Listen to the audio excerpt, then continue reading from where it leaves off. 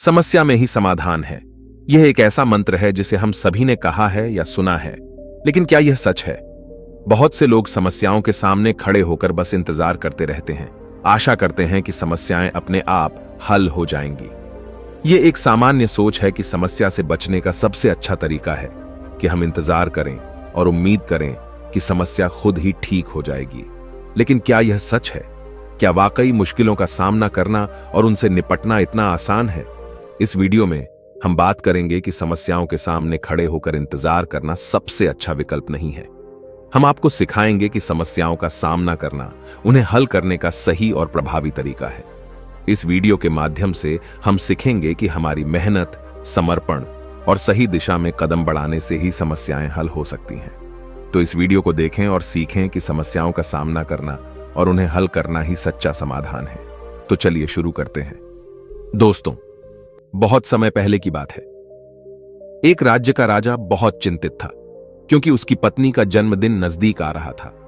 यूं तो कहने को वह राजा था, लेकिन फिर भी उनके वैवाहिक जीवन में हजारों प्रकार की समस्याएं थीं। परंतु राजा जन्मदिन पर अपनी पत्नी को एक ऐसा उपहार देना चाहता था कि जिससे उनके जीवन में जो दुख है वह कम से कम उस दिन के लिए दूर चला जाए। वह अपनी पत्नी को खुश करना चाहता था, किंतु आपने देखा होगा कि यह कार्य बहुत ही मुश्किल है, क्योंकि हम आज तक किसी को खुश नहीं कर पाए। हम चाहे लाख कोशिशें ही क्यों न कर लें, लेकिन हम कभी किसी को खुश नहीं कर पाते, क्योंकि यह खुशी हमारे पास नहीं है और न ही सामने वाले के पास है, जो हमारे पास है ही नहीं। वो हम किसी और को कैसे दे सकते हैं?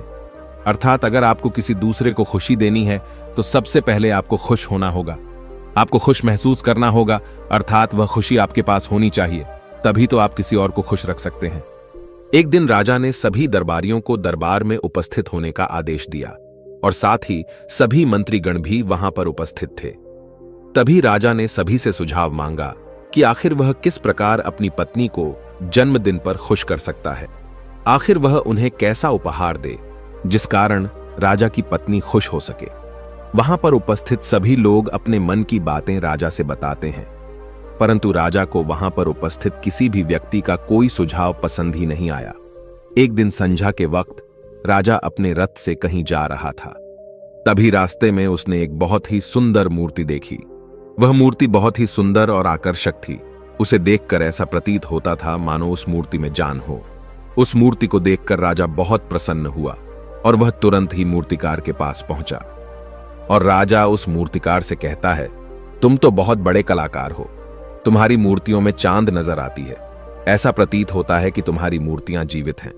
हम तुम्हारी इन मूर्तियों को देखकर बहुत प्रसन्न हैं। हम चाहते हैं कि तुम्हारी सारी मूर्तियां हमारे दरबार में शामिल हों। यह सुनकर वह मूर्तिकार बहुत प्रसन्न हुआ, जैसे उसे कोई खजाना मिल गया हो।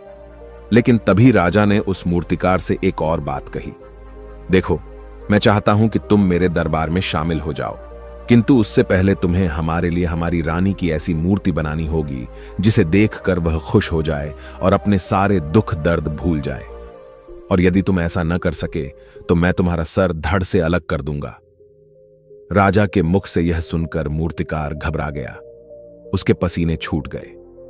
वह राजा को मना भी कैसे करे, इसीलिए उसने न चाहते हुए भी राजा को स्वीकृति दे दी। राजा उस मूर्तिकार की बात सुनकर बहुत प्रसन्न हुआ और वो वापस महल लौट गया। लेकिन उधर दूसरी तरफ जो मूर्तिकार अब तक बहुत प्रसन्न था, जो अपने मन से मूर्तियां बनाया करता था, जो हमेशा खुश रहता था, अब वह दुखी हो गया था। वह गहरे दुख में चला गया था। वह डर के कारण रानी की मूर्तियां बनाना शुरू करता है, परंतु जो भी मूर्ति बनाता था उस मूर्ति को देखकर ऐसा प्रतीत होता था मानो वह मूर्ति बहुत दुखी है, उसे किसी प्रकार का कोई दुख है। एक के बाद एक उसने कई सारी मूर्तियां बना डाली, परंतु कोई भी मूर्ति ऐसी नहीं थी जिसे देखकर कोई भी खुश हो सके, जिसे देखकर यह प्रतीत हो कि मानो उस मूर्ति में जान है और वह मूर्ति देखकर कोई भी अपना दुख भूल जाए। और यह इस कारण हो रहा था क्योंकि मूर्तिकार भीतर से बहुत दुखी था, जो उसकी मूर्तियों के रूप में साफ और स्पष्ट नजर आ रहा था। राजा ने उस मूर्तिकार को 1 सप्ताह का समय दिया था, किंतु 4 दिन तो उसने यूं ही व्यर्थ कर दिए। अब उसके पास केवल 3 दिन का ही समय बचा था, जिसके बारे में सोच सोचकर उस मूर्तिकार का गला सूखा जा रहा था। डर के कारण अब उसके हाथ पैर भी काम करना बंद कर चुके थे। उसके हाथ से हथौड़ी और छीनी तक नहीं चल रही थी और उसे अपना भविष्य नजर आ रहा था। उसे नजर आ रहा था कि राजा उसे मृत्यु दंड दे रहा है। उसके बाद उसके परिवार का क्या होगा, उसके परिवार को कौन संभालेगा। यह सोच सोचकर उस मूर्तिकार का मन बैठा जा रहा था। तभी उसने एक योजना बनाई। वह अपने परिवार को साथ लेकर रात ही में गांव छोड़कर चला जाएगा। यह सोचकर वह तुरंत घर लौटा। उसने सारा सामान बांधा, अपनी पत्नी और अपने बच्चों को भी तैयार किया। वह जैसे ही घर से निकलने वाला था कि तभी उसने देखा कि राजा के सिपाही वहां पर तैनात है। यह देखकर वह मूर्तिकार और भी घबरा गया। वह समझ नहीं पा रहा था कि क्या करे। यदि वह यहां से भागने की कोशिश करता है और पकड़ा जाता है तो राजा उसके साथ साथ उसके परिवार को भी मृत्यु दंड दे देंगे। वह कुछ समझ नहीं पा रहा था। तभी वह जमीन पर बैठ गया और रोने लगा और अपनी पत्नी से कहता है, अब से तुम्हें बच्चों का ख्याल रखना होगा। मेरा और तुम्हारा साथ यहीं तक था, क्योंकि राजा ने जिस प्रकार की मूर्ति का मुझे आदेश दिया है मैं उस प्रकार की मूर्ति नहीं बना पा रहा। जिस कारण राजा मुझे मृत्यु दंड दे देंगे वह मेरा सर धड़ से अलग कर देंगे और उसके बाद तो तुम्हें ही बच्चों का ख्याल रखना होगा। इतना कहकर वो जोर जोर से फूट फूट कर रोने लगा। देखते ही देखते रात बीत गई और अगले दिन सुबह सुबह उस मूर्तिकार के दरवाजे पर एक गुरु भिक्षा मांगने आए। मूर्तिकार ने उन्हें भिक्षा लाकर दी तो मूर्तिकार बहुत परेशान लग रहा था, जिसे देखकर गुरुवर उस मूर्तिकार से कहते हैं, बेटा, हमारे जीवन में दुख और सुख तो आते ही रहते हैं। हमारे जीवन में दुख और समस्याएं तो होती ही हैं, किंतु इन सभी दुख और समस्याओं का समाधान और निवारण भी होता है, परंतु हम केवल दुख और समस्याएं ही देखते हैं। उन दुख और समस्याओं के छिपे निवारण और समाधान को हम कभी नहीं देख पाते। यदि तुम ध्यान से देखोगे तो हर समस्या का समाधान है और हर दुख का निवारण भी है। मैं यह अच्छी तरह जानता हूं कि तुम यहां से अपनी पत्नी और बच्चों को लेकर भाग जाना चाहते थे, किंतु ऐसा हो नहीं सका। उस मूर्तिकार ने जब गुरु के मुख से यह बातें सुनी तो वह उनके चरणों में जा गिरा और हाथ जोड़कर उन गुरुवर से कहता है, हे गुरुवर, आप ही बताइए मैं क्या करूं। राजा ने मुझे मूर्ति बनाने का आदेश दिया है, किंतु मैं चाहकर भी मूर्ति नहीं बना पा रहा, और यदि मैंने मूर्ति नहीं बनाई तो राजा मुझे मृत्यु दंड दे देंगे और उसके बाद मेरे परिवार का क्या होगा, उनका ख्याल कौन रखेगा। तभी गुरुवर उस मूर्तिकार से कहते हैं, बेटा, आंख बंद कर लेने से कुछ नहीं होने वाला, क्योंकि दुख और समस्याएं तो वहीं की वहीं खड़ी रहती हैं। ध्यान देने और कर्म करने से सब कुछ बदल जाता है।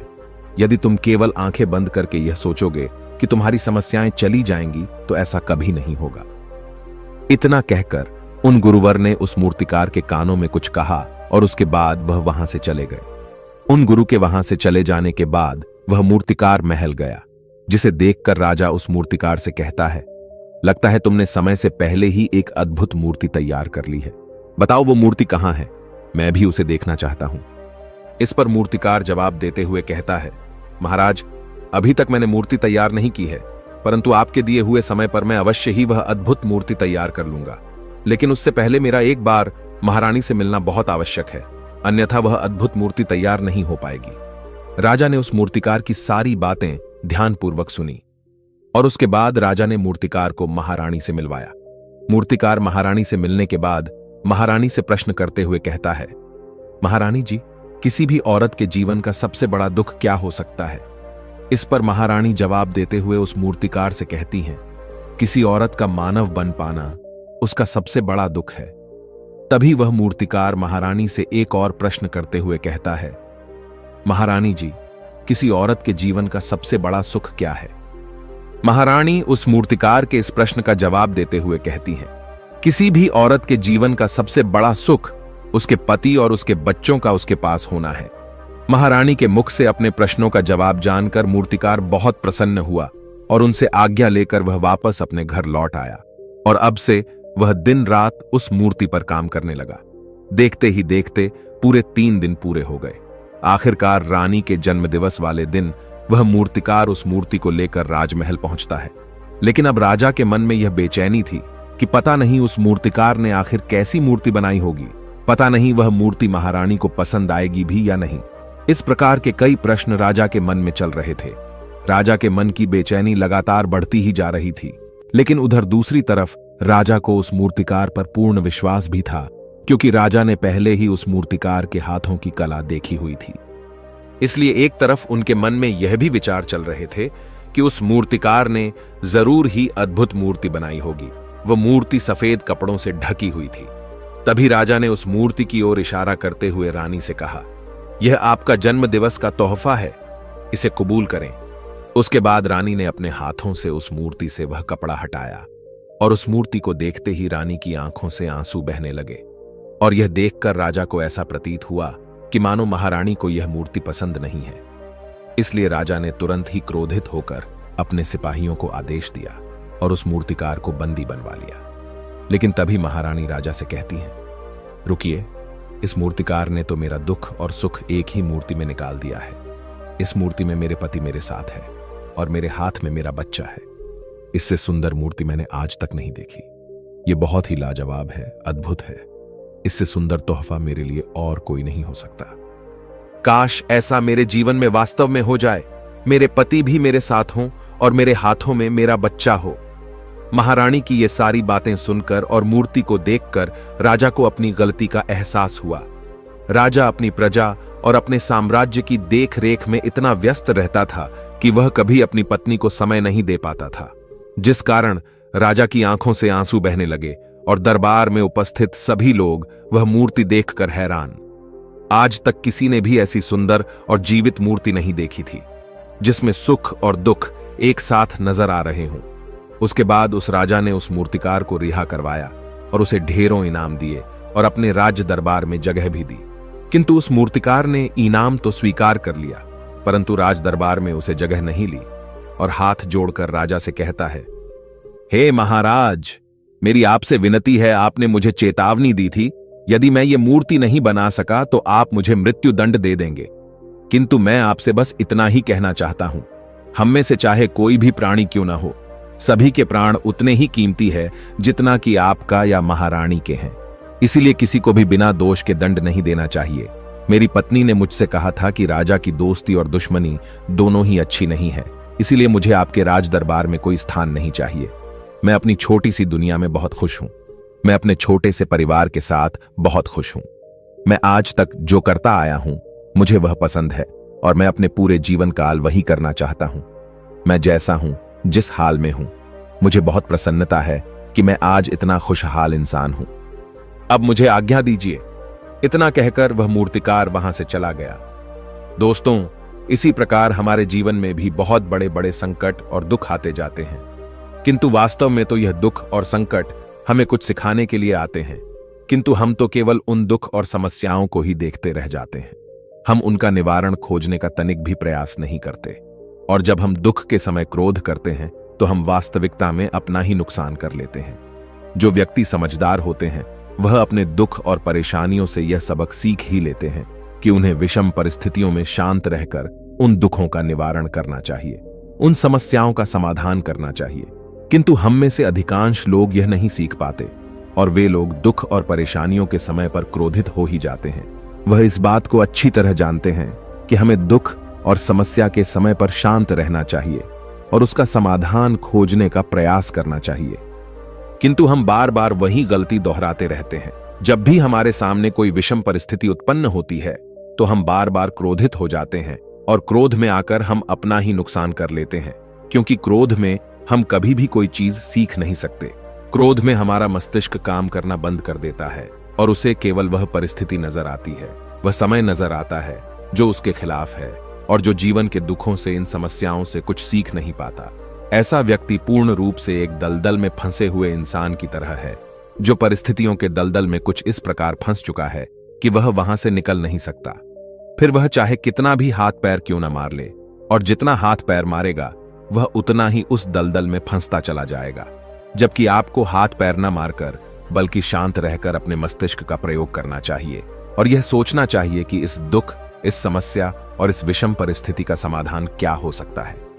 किंतु आप तो अपने आप को पहले से ही दलदल में डाल चुके हैं और ऐसी स्थिति में आप बाहर निकलने के बारे में न सोचकर लगातार और हाथ पैर मारकर आप अपने आप को उस दलदल में और भी नीचे डुबाते जा रहे। तो ऐसी परिस्थिति में आप भला उस समस्या, उस परिस्थिति का सामना कैसे करेंगे, वहां से बाहर कैसे निकलेंगे? और वहीं पर जो व्यक्ति थोड़े भी जागृत है जो दुख और समस्याओं का निवारण और समाधान खोजने में वास्तव में अपना समय लगाते हैं। वह यह जानते हैं कि निवारण और समाधान एक हीरे की तरह है, वह हीरे की खान की तरह है। जिस प्रकार एक हीरे को ढूंढा जाता है, फिर उसे तराशा जाता है, जिसके बाद उस हीरे की कीमत बहुमूल्य हो जाती है, ठीक वैसे ही दुख और समस्या में समाधान और निवारण खोजने की आवश्यकता होती है, और वह हमें खोजने भी चाहिए। और जब आपको मिल जाते हैं, तब आपको एक ऐसी संपदा मिलती है, एक ऐसी समझ, एक ऐसा विश्वास, एक ऐसी शक्ति मिलती है कि उसके बाद आपके सामने जब भी कोई समस्या या कोई परेशानी आती है तो आप अकेले नहीं होते, बल्कि आप यह समझ जाते हैं कि वह विषम परिस्थिति आपको कुछ सिखाने आई है और आप उसका डटकर सामना करते हैं। उससे वह सारी चीजें सीखते हैं जो वह आपको सिखाना चाहती है, और उसके बाद आप और भी मजबूत होते चले जाते हैं। आपका विश्वास और भी बढ़ता चला जाता है, आप और भी शक्तिवान और बलवान होते चले जाते हैं। इसीलिए महात्मा बुद्ध कहते हैं कि यदि दुख है तो उसका निवारण भी है, यदि समस्या है तो उसका समाधान भी है। इसीलिए केवल दुख में उलझे मत रहिए, बल्कि उस दुख का निवारण कीजिए, और यही आपको करना चाहिए।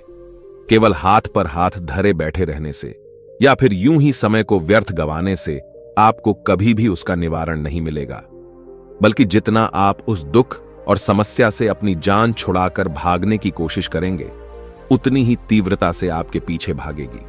और जैसे जैसे समय बीतता जाएगा, वह दुख और समस्या और भी विकराल रूप ले लेगी, और तब उसका सामना करना और भी मुश्किल हो जाएगा। इसलिए यदि कोई दुख और समस्या अभी आपके सामने है, तो उसे लड़िए, डटकर सामना कीजिए, उससे सीखिए और निवारण कीजिए। दोस्तों, आपने आज के इस वीडियो से क्या सीखा, वह मुझे आप कमेंट में बता सकते हैं। इसी के साथ में उम्मीद है कि आपको आज की वीडियो पसंद आई होगी, तो इस वीडियो को उस इंसान को शेयर करें जिससे यह कहानी सुनने की जरूरत है, और उसी के ठीक बाद चैनल को सब्सक्राइब करें। तो चलिए फिर मिलते हैं ऐसी एक और नई वीडियो में एक नए मैसेज के साथ। तब तक के लिए अपना ख्याल रखें। धन्यवाद और नमो बुद्धाय।